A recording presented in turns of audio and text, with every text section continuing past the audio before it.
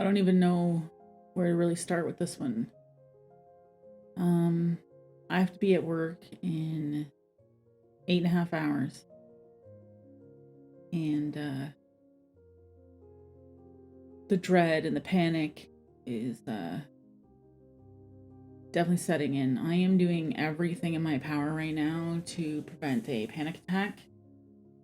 This has become a very common occurrence on Sunday nights, knowing that I have to go to work in the morning.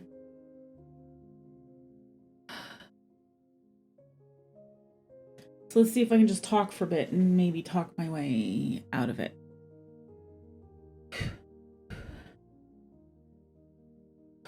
So I have a generalized anxiety disorder.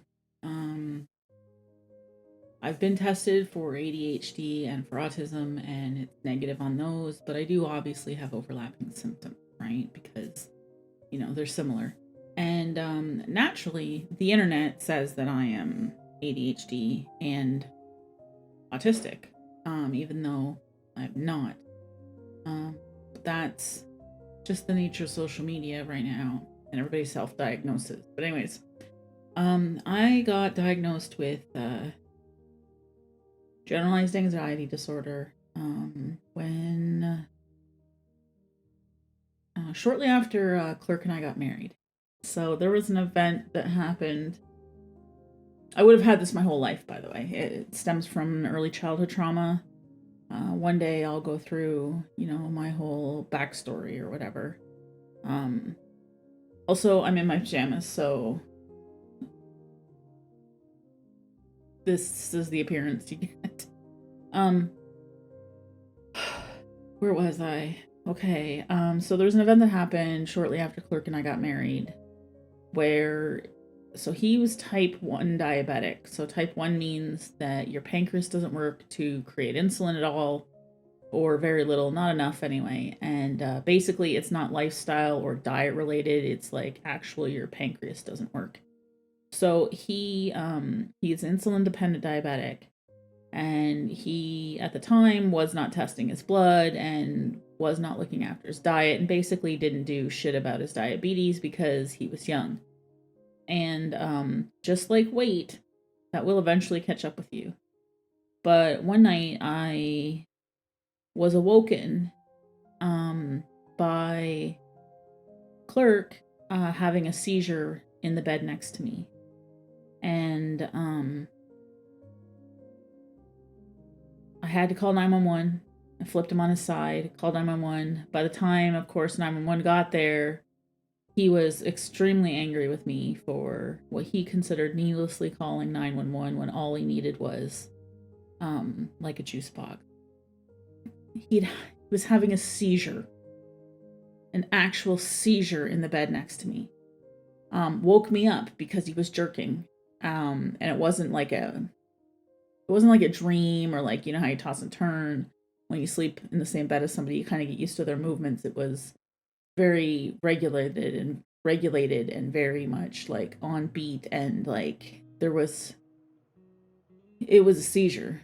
So because he was an adult, obviously, I watched him sign a release form to not go with the EMTs to the hospital. They suggested that they go and they check him all out, and you get, work done for his heart to make sure everything is fine and that his brain activity is good, and just, to make sure that he's actually okay and there's not going to be any problems from the seizure, because I don't know how long it had been going on for, but his blood sugar was at such a level that he was almost in a coma. And this impacted me in such a way where I immediately stopped sleeping. I didn't get a very good night's sleep. And that eventually led to me having to take some time off work, a significant amount of time off work.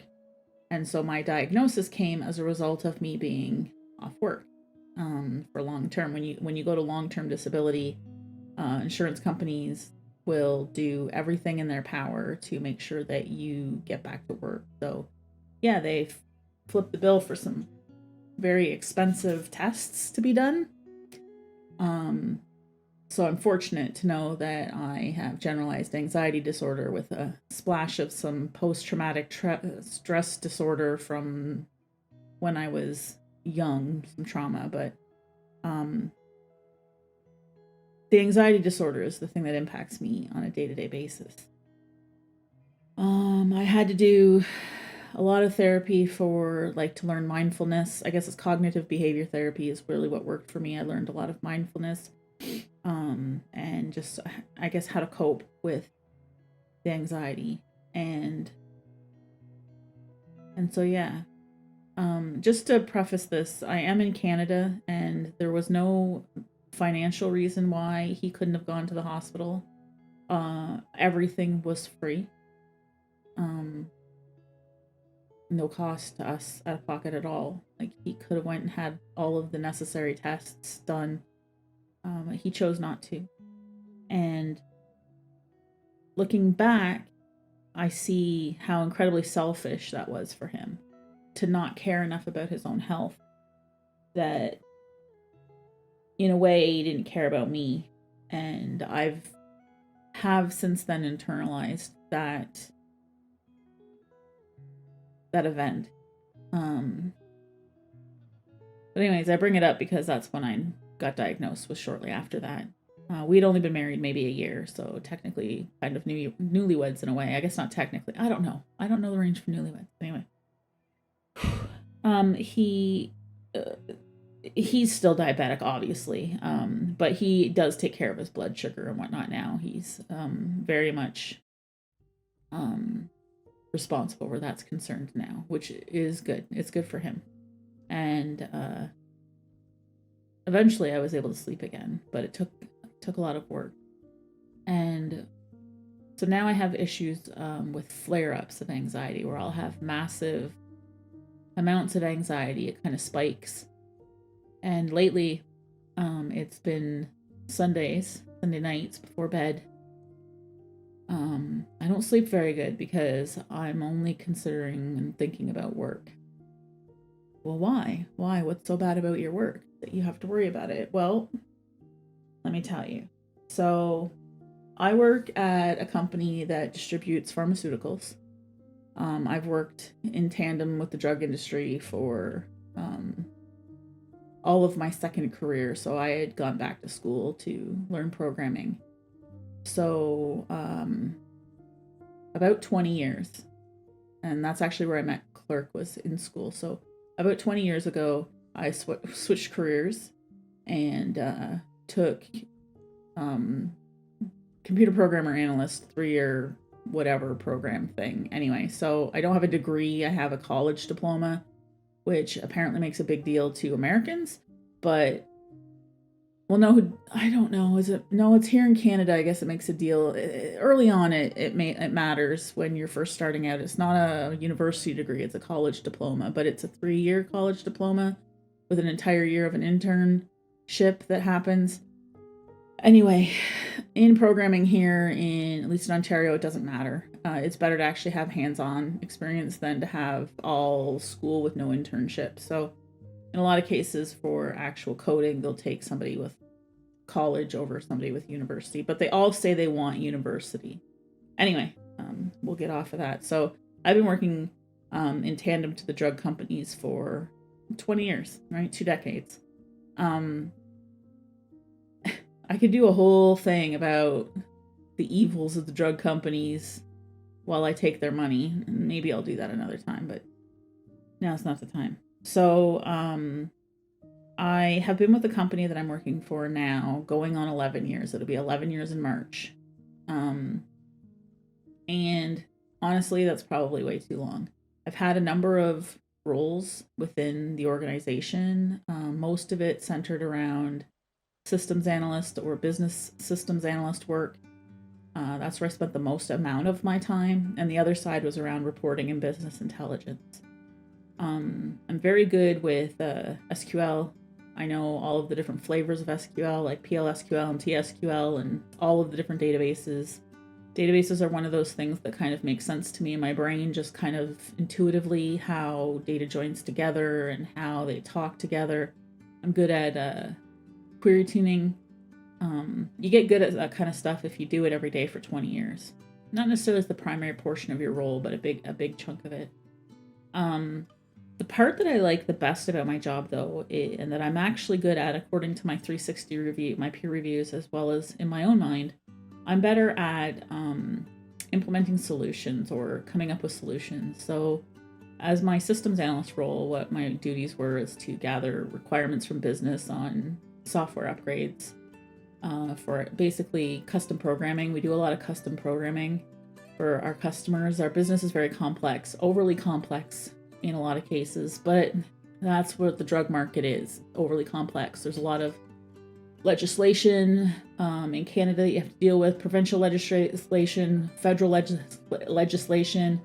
There's usually always investigations with different, like the city police or like the local police, the provincial police, and sometimes even the RCMP get involved when you're dealing with narcotics and, drugs that can be used to make meth and other things, controlled substances.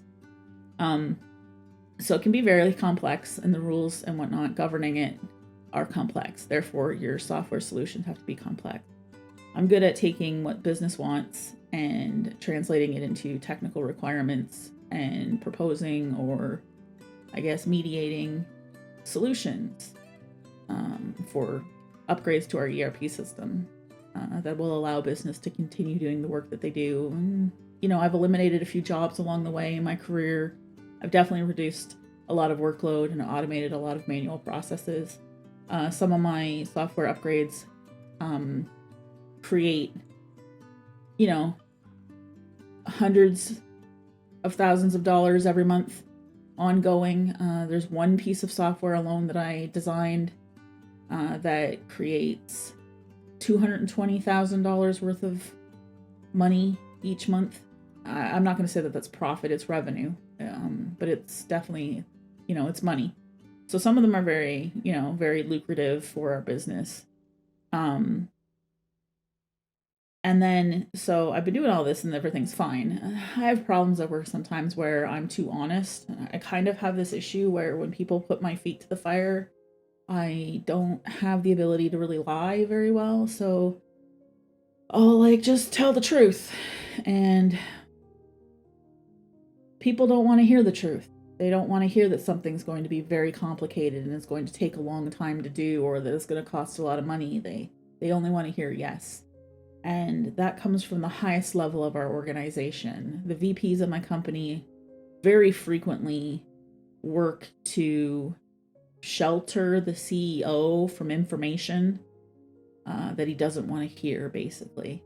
They work hard doing that, and so their directors work hard to do that, so the managers work hard to do that, and then they have someone like me come by who knows the data in and out, who then says, well, not quite.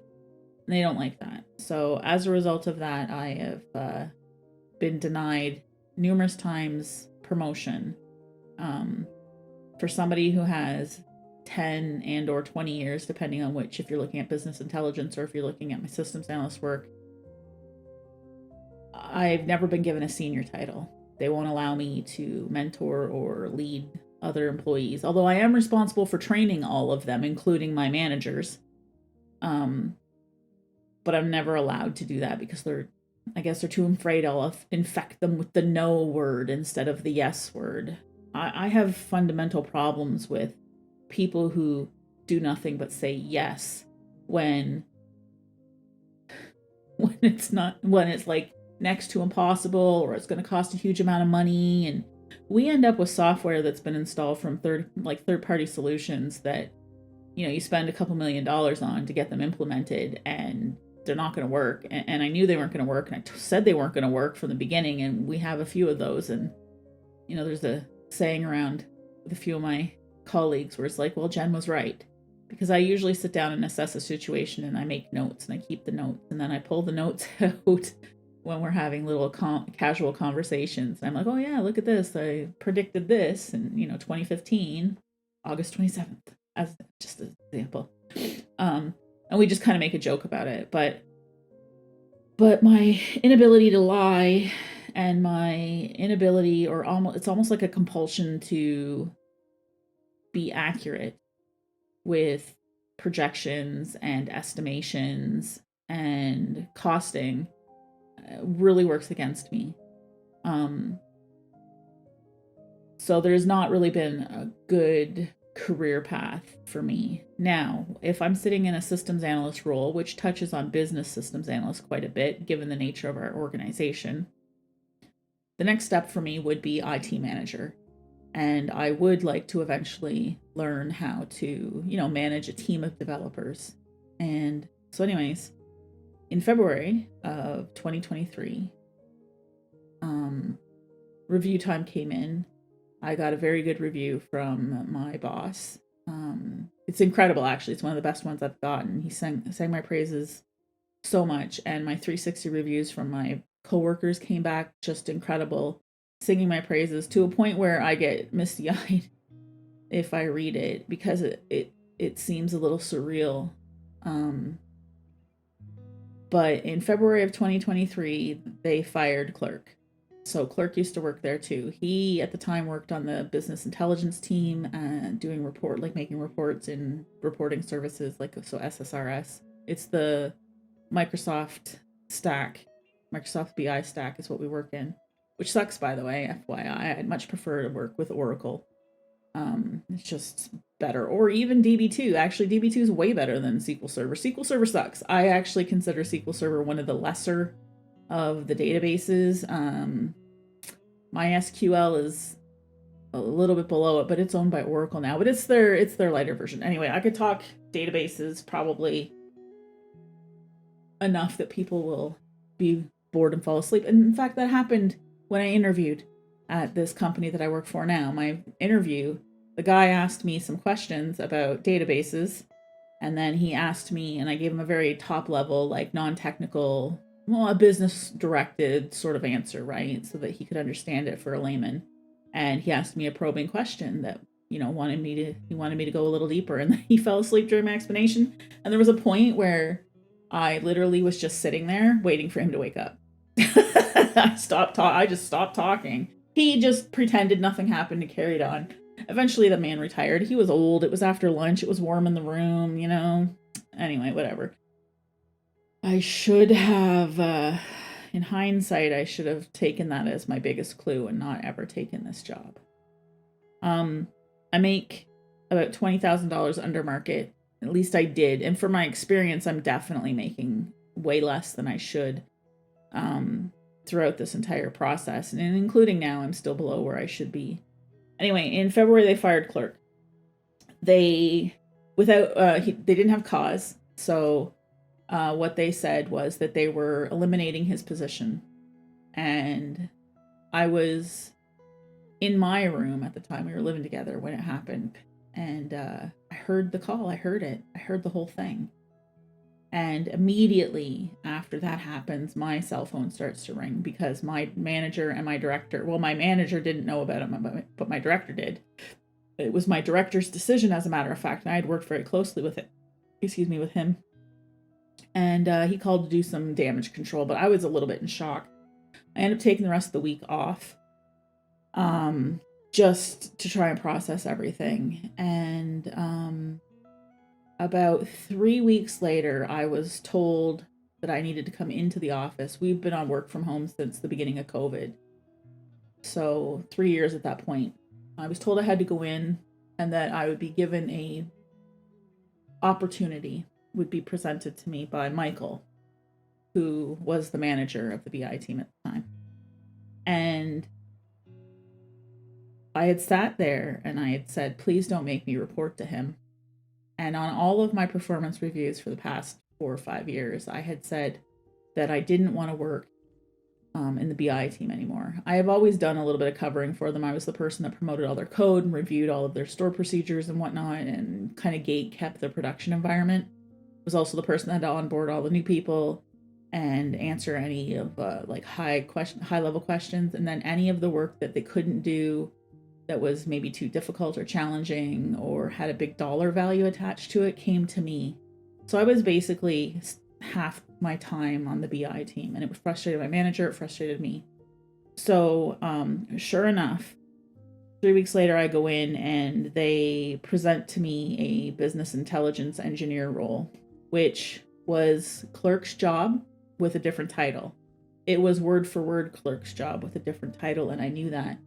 And for me, it was a demotion because they took a person who had worked their way out of development and threw them back into development and in a different career track, right? So my next step is not going to be, a manager of a development team. It is maybe one day, if I'm lucky enough, they may make me a data engineer, or perhaps, I can get a senior title maybe. But that's not going to happen at this place. It won't happen at this place. They've made it very clear. So I was demoted and clerk was fired. So clerk was fired and I was demoted into his position. And I know there's laws, especially in Canada and Ontario, about that type of action, but I don't have the money to fight a billionaire boss. I can't fight the company. Don't have the money for the lawyers. I don't have the money to fight it, and at that point, fighting it would have caused me to lose my job, and then I would have absolutely nothing.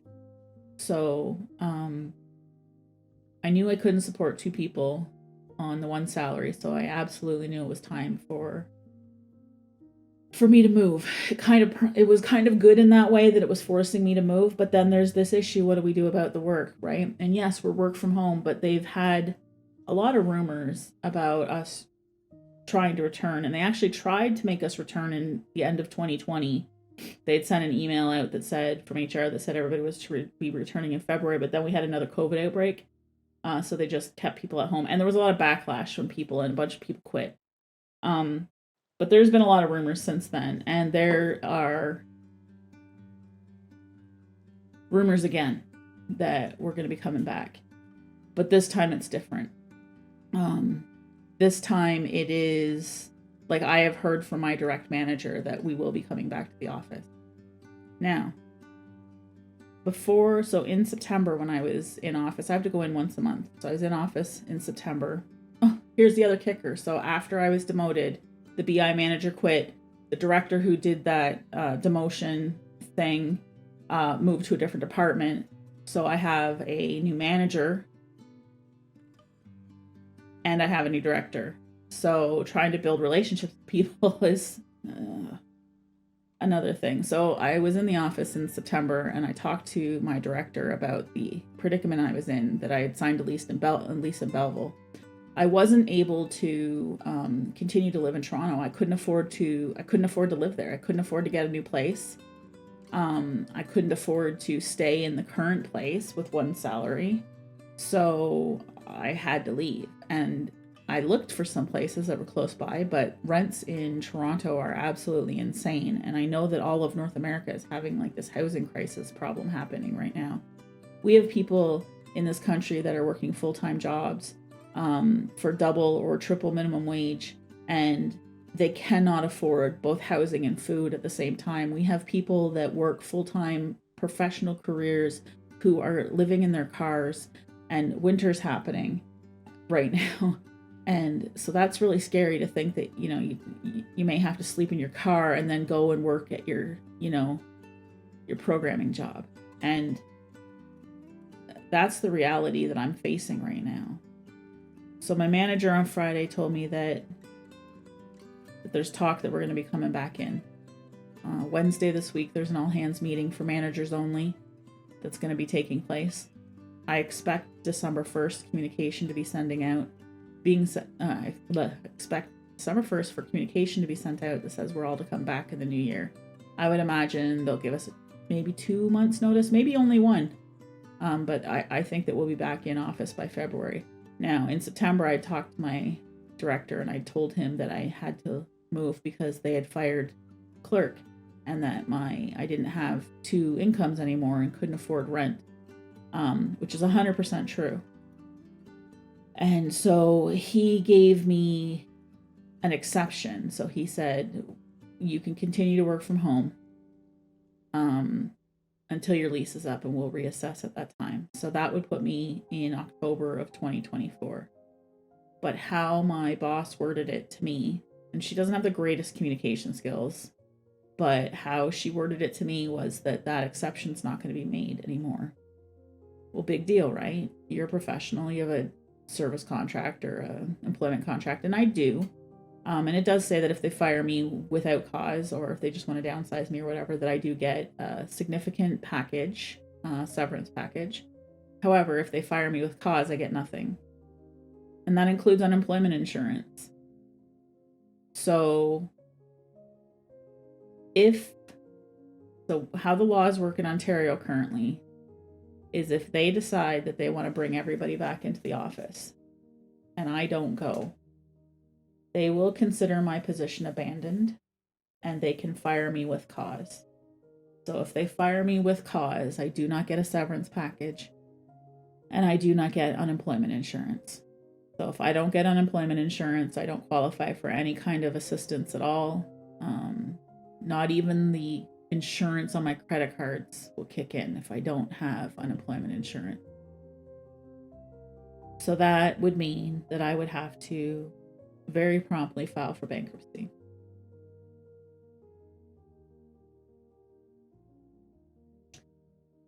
Sorry. I've worked a lot of years in my life to try and prevent filing for bankruptcy. I've constantly been paying off debt. Clerk had a very big spending habit and racked up a lot of debt a couple times during the marriage. Paid off his student loans, 2 sets of my student loans, and all of his porn addiction stuff over the years, but there's still a lot of debt left over. And yeah. So I'm concerned that the agreement that my director and I had is going to be null and void come Friday. It is a 3.5-hour drive to the office, one direction from where I am now, which is 7.5 hours, which is 7 hours a day. My anxiety disorder is not going to permit me to drive that distance that often. It's a big deal to drive that long for me. The train comes at the wrong time, that I would be perpetually 2 hours late, maybe 2.5. In both cases, I'd be spending more than $100 a day in travel. And that doesn't include the wear and tear on the vehicle and the oil changes and the tires and everything else that I would have to purchase. I can't afford winter tires. So I have some all seasonals. But I shouldn't be driving on the highway in winter tires, right? Without winter tires, I mean. So if the order comes in, I pretty much am going to have to sleep in my car Monday to Friday. I have asked my mother if she'll look after my cats if that happens, and she did say yes. I am applying for other work. I did start. I started on Friday. I'm currently looking at a job application right here in this monitor, a job description thing, an opening, I guess is what they're called. I am going to apply for it. But it's hard to find the work that I do in the town that I'm in because it's so small. The types of jobs here are mostly healthcare and manual labor jobs, and I'm not qualified for either of those. Basic administration work, I could do some of that, I guess. So my brain today is trying to figure out how I'm going to survive the next few months.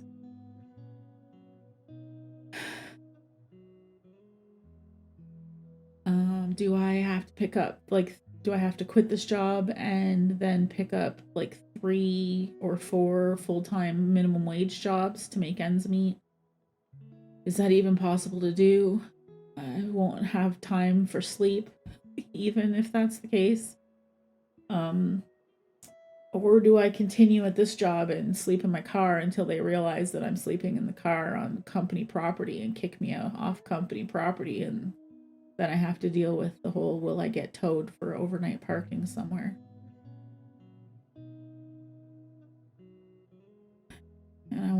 and it's wintertime in Canada. The nights can get pretty cold, and they're only going to get colder.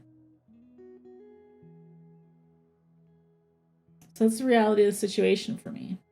And people will sit there and tell me in my life that I'm good at my job and therefore I'll be able to find another job. But the market that I'm competing against, like for this one here, it says location work is what you do, not where you go. For this role, we are open to remote work and can hire anywhere in the United States or Canada. So not only am I competing against people within the same city, the same province, same country, but legitimately the same continent.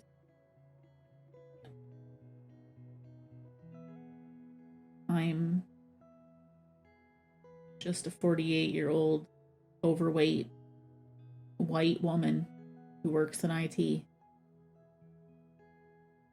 My value is next to nothing. And I know this. There's age discrimination when you're looking at IT. There's gender discrimination when you're looking at IT. And of course, as anybody overweight can tell you, there is size discrimination that just happened. So I don't know how I'm going to even be able to stand out enough to get another job. I'm going to try. That's all I can do. I need to keep the job that I have until then. And I guess the thing that makes me upset is that I spent a lot of time putting this job ahead of my family because I thought it was an investment into my future and an investment into my career. And it turns out it wasn't. It was just a waste. So there was days that I missed out with my dad, who's passed on. My mom is older now, and I want to be closer to her and spend time with family because I've missed so much time. But just like in love, maybe those aren't the cards I'm to deal or the cards I'm to sit with in this life.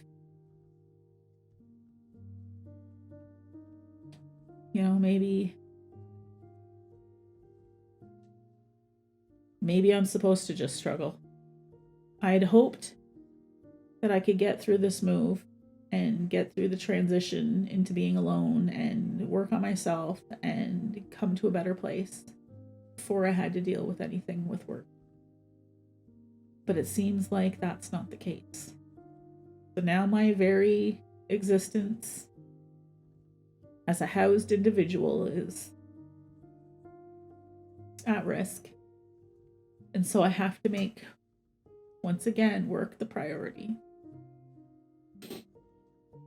And with this new boss, I definitely am not confident in any of her technical abilities. She's not a manager that does any work. She's a manager that just complains about how she doesn't have a scrum master. She is micromanaging. She basically confuses or convolutes most of the things that she's involved in.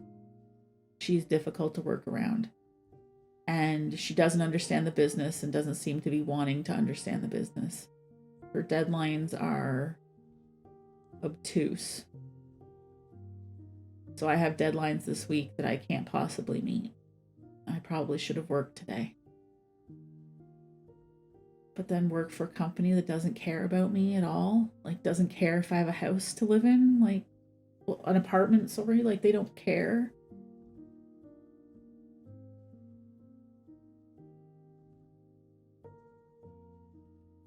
But I feel like I have no choice. I feel like I have no choice but to spend almost every waking moment devoting myself and my energy to this job when it's just going to be pulled out from under me. Anyways, I managed to get through this without a panic attack, so thank you, recording. I'm going to have a cup of tea. I'm going to try back